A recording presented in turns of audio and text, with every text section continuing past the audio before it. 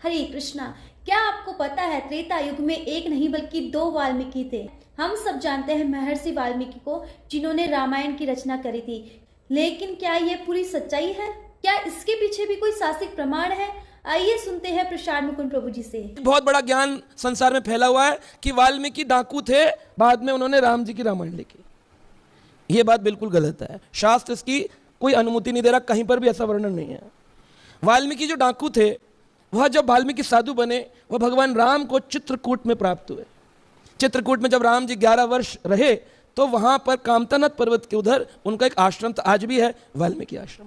अब ये वो वाल्मीकि हैं जिनके यहाँ पर लवकुश उत्पन्न हुए? बोले नहीं, क्योंकि जब लवकुश को लेकर पहुंचे कहां पर, राम जी के दरबार में, उनके पुत्र लव और कुश को लेकर, तो उन्होंने पूछा आप कौन है और ये पुत्र किसके? तो राम जी को देखकर के वाल्मीकि जी बोले मैं जो हूं प्रचेतास दसम पुत्रम अहम, मैं प्रचेताओं का 10वां पुत्र हूं। कहां कहा? और बोले अगर मैंने अपने जीवन में कभी झूठ बोला हो, मेरी भक्ति अभी खत्म हो जाए। मैं कहता हूं सीता जी के ऊपर कोई कलंक नहीं है, ये पतित पावन है, ये सती सावित्री हैं और इनके द्वारा दिए गए 2 पुत्र आप ही के पुत्र हैं। इस बात का रामायण के उत्तरकांड में वर्णन है। प्रचेतास दसम पुत्रम अहम। क्या बोल नहीं सकते मैं पहले डाकू था?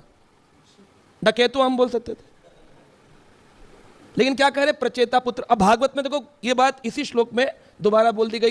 कहां भेजा गया? पत्या भीतेन सा त्यक्त्वम प्राप्तम प्रचेतास आश्रमम। प्रचेता आश्रम क्यों बोल दिया वाल्मीकि को? क्योंकि प्रचेतास दसम पुत्रम अहम। भागवत से प्रूव हो रहा है।